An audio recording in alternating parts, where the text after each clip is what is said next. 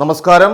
ലോക്സഭാ തെരഞ്ഞെടുപ്പ് കഴിഞ്ഞതോടുകൂടി അടുത്ത തദ്ദേശ സ്വയംഭരണ തെരഞ്ഞെടുപ്പിലേക്കാണ് ഇപ്പോൾ നമ്മളെല്ലാവരും തന്നെ ഉറ്റുനോക്കുന്നത്. പക്ഷേ അതിന് അത്രത്തോളം പ്രാധാന്യം കോൺഗ്രസ്സുകാർക്കിടയിൽ ലഭിച്ചിട്ടില്ല. അതുകൊണ്ട് തന്നെ 2 വർഷത്തിന് ശേഷം നടക്കാനായിട്ട് പോകുന്ന നിയമസഭാ തെരഞ്ഞെടുപ്പിലേക്കാണ് ഇപ്പോൾ കോൺഗ്രസ് ലക്ഷ്യം വയ്ക്കുന്നത്. ലോക്സഭാ തെരഞ്ഞെടുപ്പിൽ ദയനീയമായിട്ട് പരാജയപ്പെട്ടതോടെ ഇനി ഇടതുമുന്നണി ഭരണ നേതൃത്വത്തിലേക്ക് എത്തില്ല എന്നാണ് UDF കണക്ക് കൂട്ടുന്നത്. അതുകൊണ്ട് തന്നെ മുഖ്യമന്ത്രി ആരാകണം എന്ന ചർച്ചകളും അതോടൊപ്പം തന്നെ ചില പ്രധാനപ്പെട്ട തീരുമാനങ്ങളും ഇപ്പോൾ UDF ക്യാമ്പുകളിൽ പുരോഗമിക്കുകയാണ്. കാരണം ഇത്തവണ 4 പേരാണ് മുഖ്യമന്ത്രി കുപ്പായം തയ്പ്പിച്ച് ആ കസേര പിടിക്കാനായിട്ട് UDFൽ കാത്തിരിക്കുന്നത്. ഇനി അവർ ഓരോരുത്തരും ആരൊക്കെയെന്ന് നമുക്കൊന്ന് നോക്കാം. അതിൽ ആദ്യത്തെ പേരുകാരൻ തന്നെ തീർച്ചയായിട്ടും VD സതീശനാണ്. സുനിൽ ഗംഗോലു നയിക്കുന്ന ഒരു വലിയ PR ടീമിനൊപ്പമാണ് VD സതീശന്റെ യാത്രകൾ. പറയുന്നതും അതോടൊപ്പം തന്നെ ചെയ്യുന്നതുമെല്ലാം തന്നെ സ്വന്തം സാമൂഹ്യ മാധ്യമത്തിലൂടെ പുറത്തെത്തിക്കാനും അത് ജനങ്ങളിലേക്ക് ഫലപ്രദമായിട്ട് കൊണ്ടുതന്നെ അതുമായി ചെല്ലാനുള്ള ശ്രമങ്ങൾ VD സതീശന്റെ ഭാഗത്തു നിന്നും ഉണ്ടാകുന്നുണ്ട്. അതോടൊപ്പം തന്നെ എല്ലാ കാര്യത്തിലും താൻ മാത്രമായിരിക്കണം മുന്നിൽ നിന്നുള്ള ഉറച്ച വിശ്വാസവും VD സതീശൻ പുലർത്തുന്നുണ്ട്. യുവാക്കളെ കൂടുതൽ തൻ്റെ പക്ഷത്തേക്ക് ചേർത്ത് നിർത്തുന്നതിന് വേണ്ടിയിട്ട് രാഹുൽ മങ്കൂട്ടും അതോടൊപ്പം തന്നെ ഷാഫി പറമ്പിലും അടക്കമുള്ള യൂത്ത് കോൺഗ്രസ് പ്രവർത്തകരെ ഒരു രക്ഷകന്റെ സ്ഥാനത്ത് നിന്ന് തന്നെ ചേർത്ത് പിടിച്ചിരിക്കുന്നതും ഈ മുഖ്യമന്ത്രി കസേര ലക്ഷ്യമിട്ട് തന്നെയാണ് എന്ന് കാണാൻ സാധിക്കും. എന്തായാലും പറവൂരിൽ നിന്ന് ഉറപ്പായിട്ടും നിയമസഭയിലേക്ക് എത്തുമെന്ന് തന്നെയാണ് VD സതീശൻ ഇപ്പോൾ കണക്ക് കൂട്ടുന്നത്. എന്ന് മാത്രമല്ല അടുത്ത തെരഞ്ഞെടുപ്പിലും അതുതന്നെ സംഭവിക്കുമെന്ന കാര്യവും ഉറപ്പാണ്.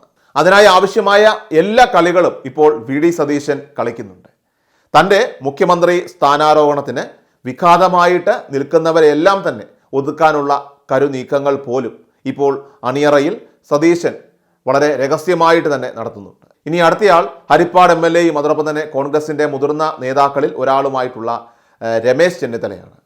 ഇത്തവണത്തെ തെരഞ്ഞെടുപ്പിൽ ഒരു താരപ്രചാരകന്റെ സ്ഥാനം സ്വയം ഏറ്റെടുത്തുകൊണ്ടുള്ള പ്രവർത്തനം തന്നെയാണ് ചെന്നിത്തല നടത്തിയിട്ടുള്ളത്.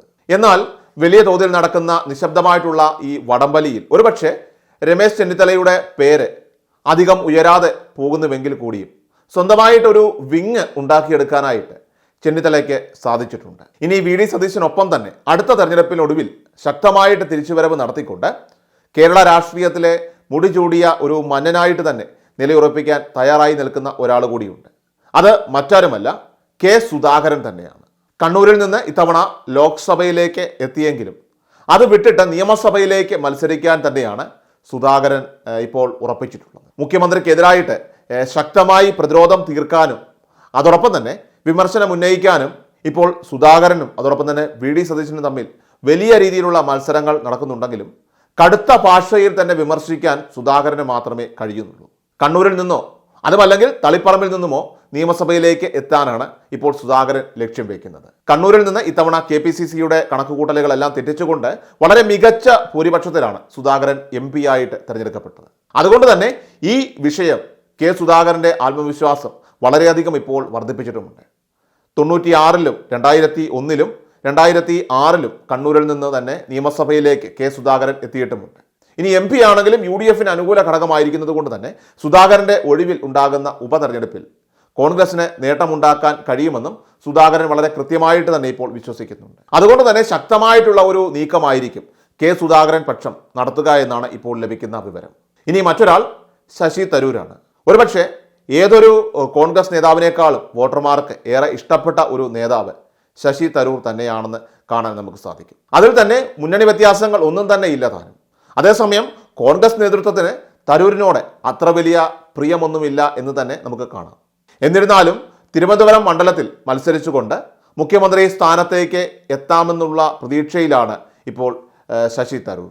അതിൻ്റെ പ്രാരംഭ പ്രവർത്തനങ്ങളും മറ്റുമൊക്കെ തരൂർ ആരംഭിച്ചിട്ടുണ്ടെന്നാണ് ഇപ്പോൾ റിപ്പോർട്ടുകൾ പുറത്തു വരുന്നത്. പക്ഷേ ഹൈക്കമാൻഡ് അടക്കമുള്ള നേതൃത്വത്തിൽ അതേസമയം ഈ കാര്യത്തിൽ ഒരു എതിർപ്പുണ്ടാകാനാണ് കൂടുതൽ സാധ്യത. കാരണം തരൂർ MP സ്ഥാനം രാജിവെക്കുന്നത് കോൺഗ്രസിനെ സംബന്ധിച്ചിടത്തോളം ആത്മഹത്യാപരമാണ് എന്നാണ് കണക്കുകൂട്ടൽ.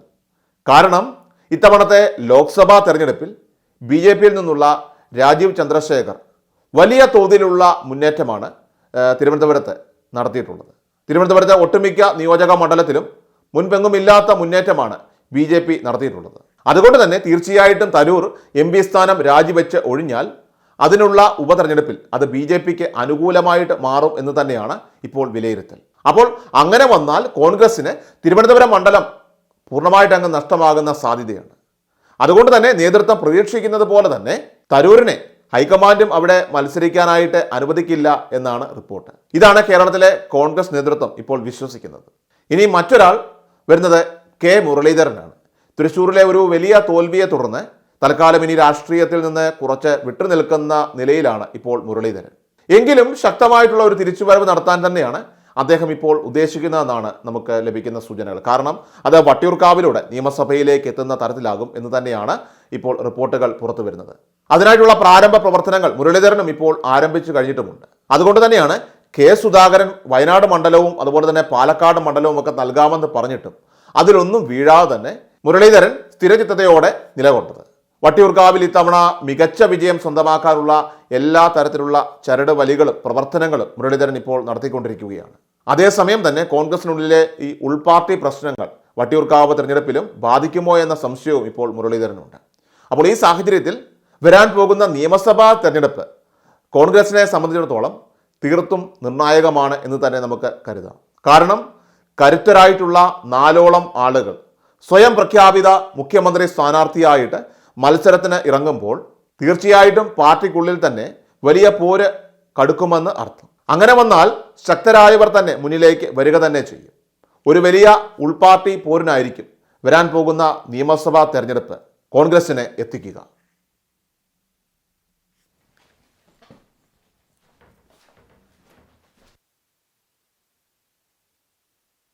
ക്രിഷ്യൽ മീഡിയ എല്ലാ ദിവസവും വാർത്തകൾക്കും അറിയിപ്പുകൾക്കുമായി യൂട്യൂബ് ചാനൽ സബ്സ്ക്രൈബ് ചെയ്യുക, ഫേസ്ബുക്ക് പേജ് ഫോളോ ചെയ്യുക.